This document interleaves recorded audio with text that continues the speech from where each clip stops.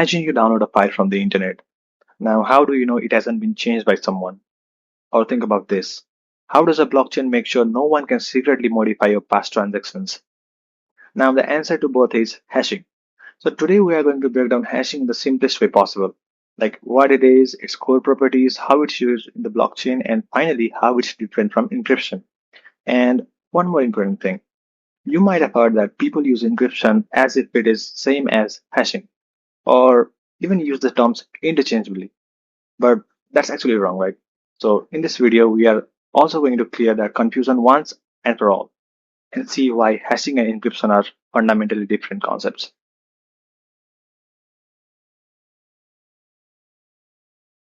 But before we dive in, I've got two resources ready for you. Okay. First one is a blog post that acts like the permanent cheat sheet for all the theory and code we'll cover in this video. Secondly, you can also download my Excalibur canvas to study this exact diagram at your own space of Excalibur that we will be using in this video. Check the link in the description. Now let's get to the big question. What exactly is a hash function?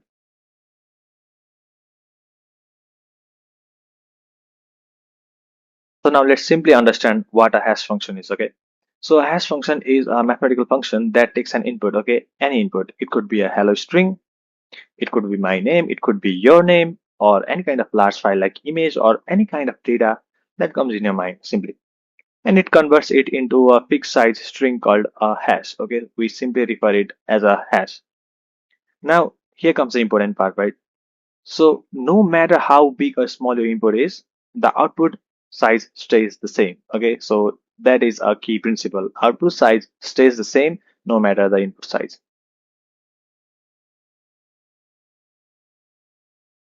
Now let's talk about what makes the hashing powerful. Okay, so first one is deterministic output. So what that really means is if you give the same input, you always get the same output.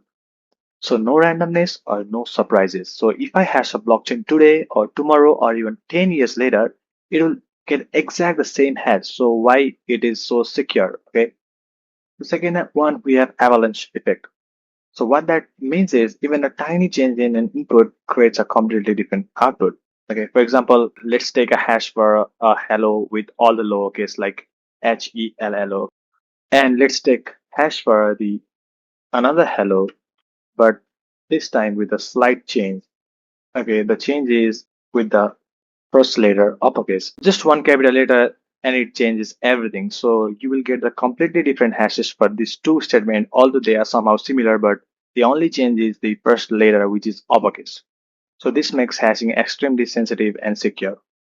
And the third one we have is pre-image resistance. So this means if I give you a hash, okay, so you cannot figure out the original input.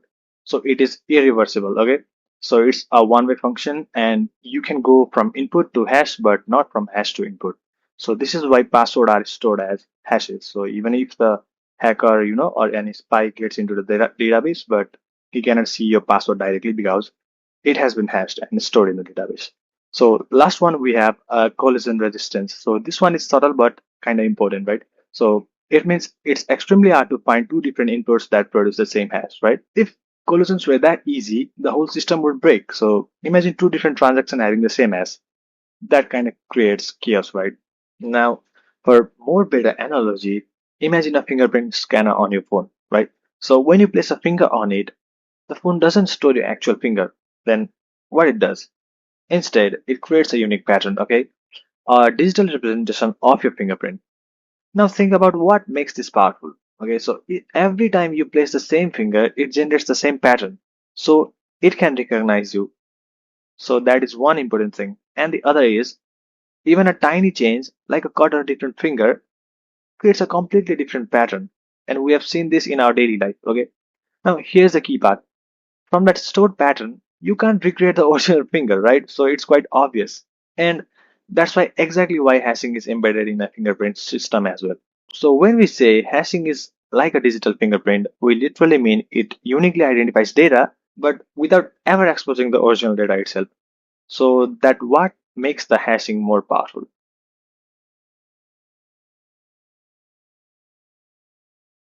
Now let's see the code implementation part of hashing using Python, okay? First of all, we are going to import the hashlib library. So this is a built-in Python library, okay? And this also gives us access to different hash functions like SHA-256 and many more, okay?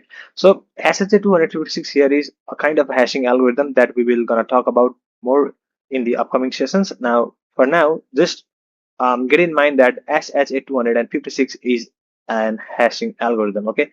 So first of all, we are gonna create a new message here, which is the input data, which we have already talked earlier what input data is, okay? So hello blockchain. So this text string is going to be our input data or a message, anything we can call it. So here we are simply defining the input data. Okay, so this is the message we're going to convert into a hash. Now it's time we create a hash object. Okay, hash object equals to, now here is the part where we use the hashlib library. Okay, so hashlib dot, there's a method called SHA-256, which is a hashing algorithm, and then data dot encode. Okay, so this line does the actual hashing, okay? So this line number 3 does the actual hashing, okay? But there are two important things happening here. First is data.encode, okay? This converts our string into bytes. This data.encode converts our string into bytes. Why? Why we gotta convert it into byte? Because hash function doesn't work directly on text, okay? So they work on binary data. So we have to first encode it, and then we can make use of hashlib.sha256 method. Okay. So this applies the sha256 algorithm hash function to our data. Now the result is stored in the hash function. Okay. So next we gotta convert this hash object into a hexadecimal format. Okay. So hash hexadecimal x equals to hash object dot x digest. Okay. The hash function was in a raw binary format, which is not easy to read. So we converted it into a hexadecimal using a hex digest. Okay, so this is the familiar hash format you usually see, hexadecimal format. Now, finally, we print everything. Print data dot encode, how the encoding looks like. This data dot encode shows the encoded version of our input. Okay, this one. So this wasn't compulsory, but for more better clarification, I just printed it here and then print hash object, how exactly the object looks like, and after that print the hash hex, which is our most important or crucial part, we can say. Now let's understand the output we got. Okay, so the first line B here represents that this whole thing is a byte and not a normal string. Okay, so remember, like earlier we have used this dot encode method here. So this is the result of that. Okay, that means our original text, that is hello blockchain, is converted into a format the computer and hash function can easily understand. Okay, let's jump into the next line. Okay, so this line might look confusing, but it's actually simple. So this is a hash object. Okay, an internal representation created by Python itself. Now it's not the final hash value. Okay, this is the thing to remember, and it's like a container that holds the hashing process. So the memory address you see at the end, okay, that's just where it exists in your computer memory, not something we care about now. So let's jump into the next slide. So this is the most crucial part here. Okay, so this is the actual SHA-256 hash output. So this is the digital fingerprint of our input. If you even change one character in this hello blockchain, this entire hash will completely change. Okay, not slightly, completely. Okay, and that's what makes hashing so powerful. Okay, so it helps us detect even the smallest change in the data instantly, and that's why it is so secure. Now I'll show you a quick demo of this thing here. If I just change this small b into capital B and then rerun this program again, you can see the hash has been completely changed here.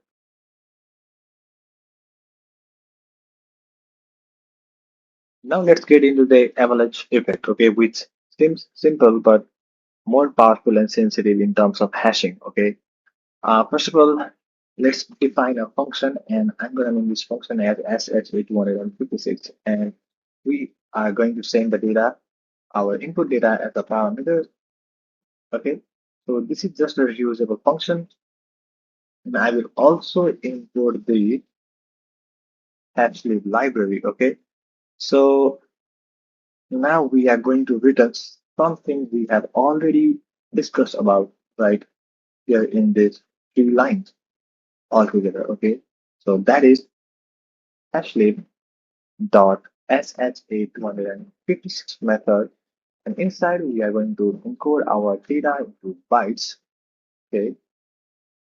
And at the end, we are going to convert this encoded byte into a hexadecimal format, which is our actual hash value. So at the end, this function just converts our data into the hash value. We call this function twice. Okay.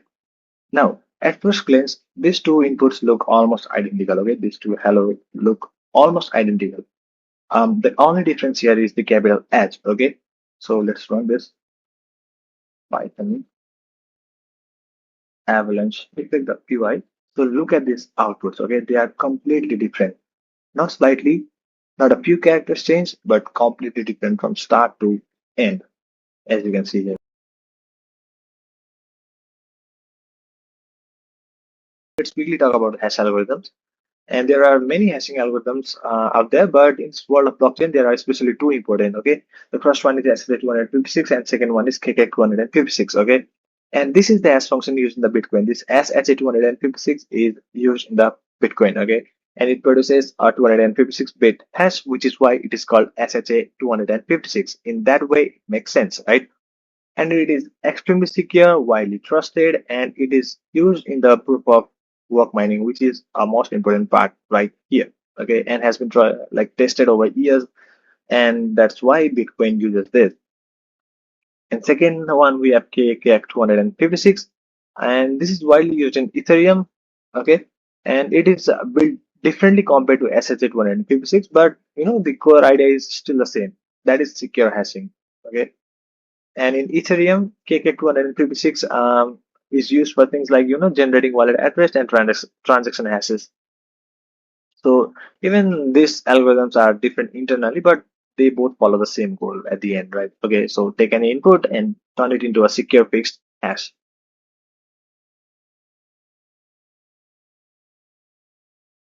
Now, whatever we have learned so far, let's connect it with the blockchain. All right. So imagine a blockchain is like a digital chain of numbered boxes, and each box is locked with a special code called hash. All right. As you can see, H1, H2, and H3. The secret is that each box also contains a code of the box right before it. For example, you can see here, block 3 has a hash code of block 2, which is H2, and same with the block 1 and block 2, all right? And now look at the red box at the bottom right here. What happens if a hacker tries to change the data inside a block 1? Okay, so the moment they change even one tiny detail for this block, and block 1 changes instantly, okay, which is quite obvious. So there's no longer H1. Because block 2 is looking for the old code, the link snaps, okay. So it's a domino effect. And if the data for this block changes, it will look for the older data of this block and it will not get it. And simultaneously, these all boxes gonna crash, okay.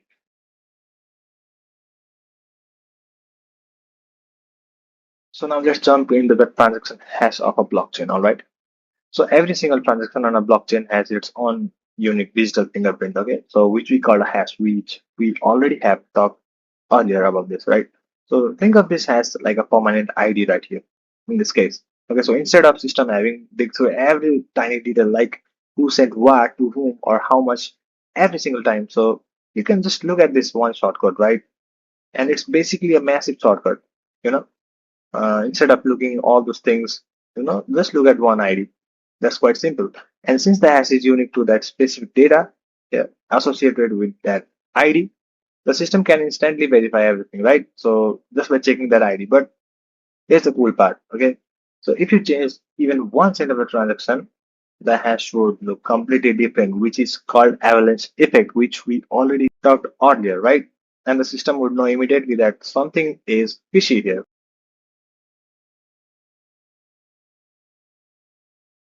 Now, as we already explored the transaction part in a blockchain, now let's see how those transactions are managed in a blockchain using a Merkle tree, okay? So now instead of sorting transactions randomly, Okay, so blockchains organize them into a structure called a Merkle tree. Okay, so this is a very much abstracted structure of a Merkle tree, but we will get through this more in the upcoming section of my videos. And let's say we have a multiple transaction. Okay, here you can see tx4, tx3, tx2, and then tx1, right? So first, each transaction is hashed individually. So let's say the hash of the transaction one is tx1, and then tx2 for transaction two, and then eventually tx3 and tx4 for the remaining ones. Okay. Now, here's what gets interesting, right? So these hashes are then combined in pairs, as you can see here. Tx3 plus tx4, and then tx1 plus tx2. Okay. Then the transaction which are combined gets hashed again, right? So you can see the hash function is been used here, and inside it we have the combination of the paired transaction, right? And this process repeats. Okay, if there were more transaction right here, this process would have repeated as the tree grows, as there were more transaction here. But at this point of time, there is no more need to hash more, because the hashing for all the pairs have completed here. Now this gets merged into a thing called a Merkle root, as I have mentioned earlier. Okay, so in simple terms, um, first of all the transaction gets combined and then again hashed and then forms a Merkle root, right?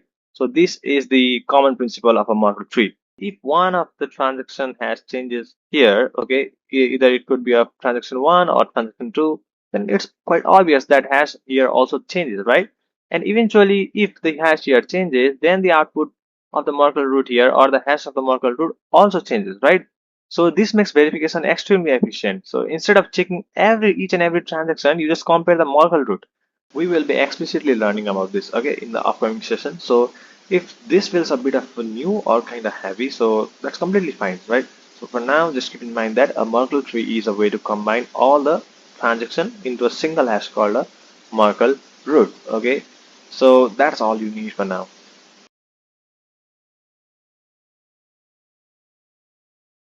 So now we are at the heavy lifting part of the blockchain, okay, which is a proof of work.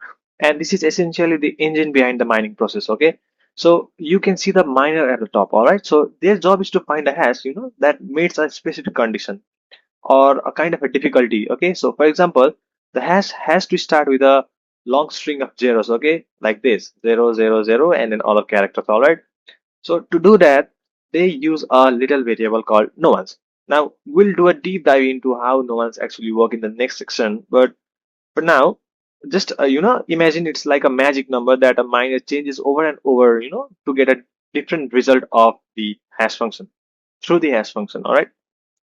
So the miner takes the block of data and then adds that no ones, as you can see here, and then runs it through the hash function. And as you can see in the diagram, it's almost fail in the first try. Okay, so no one's one gives a random hash which is invalid right here, and then no one's two which is still invalid. Okay, so the miner has to keep guessing. Okay, changing the no ones, thousand or even million of times. Now finally they hit a no one's 1023. Okay, and boom, which is invalid. Sorry, valid one, and the hash finally starts with those required zero, okay, four leading zeros. So this guessing game is what we call a computational effort. All right, so it takes a massive amount of computer power and electricity, okay, so to find that one winning number.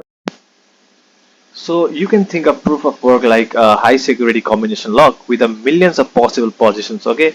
So there's no any trick to opening it, right? So the only way is to manually try every single number, right? As you can see, no one, which is a fail in the first try, and then also fail in the first try, and then after millions or billions or even thousand or any number of tries, you get the valid one at the end, right? Now that we have seen the theory, let's look at the code part of proof of work. Okay, this is a simple Python script. Okay, a simple version of what's happening inside a Bitcoin network every second. This isn't a complete thing what is actually happening inside a Bitcoin network, but you can take this code as a conceptual thing. Okay, to learn the um, proof of work. All right. So first we define our mine block here, and it needs two things. Okay, first one is block data, the transactions. Okay, so data holds the transaction, all right, and the difficulty here. So the difficulty is the condition that we talked about earlier. In this case, how many zeros the hash must start with. Okay, so we have set the difficulty to 4, so that means the hash needs to be with the 4 leading zeros to get the winning hashing data. Okay, So we start our nonce at 0 first of all, and we enter a while true loop, which basically means the computer saying that I'm not stopping until I win, okay, until I get the winning hash result. So inside the loop, the magic happens. Okay, so we combine our data with the no ones and run it through the hash function. Okay, so first of all, we combine our data with the string formatted no one and store it in the text variable, and we convert this into a hexadecimal format of hash result. Okay, so as you can see in the code, okay, first of all, it checks that hash start with the uh, required number of leading zeros. Okay, if it does start with the required number of leading zero, then it returns the no ones and the hash result. Okay, and if it doesn't, it increments the no ones by one, and this process again repeats until it gets the needed no ones and hash result. Okay, and now let's check this code by running it. All right, so let's see Python proof of work. All right. So basically, this is the winning hash that we got here, and this was the code implementation part of proof of work.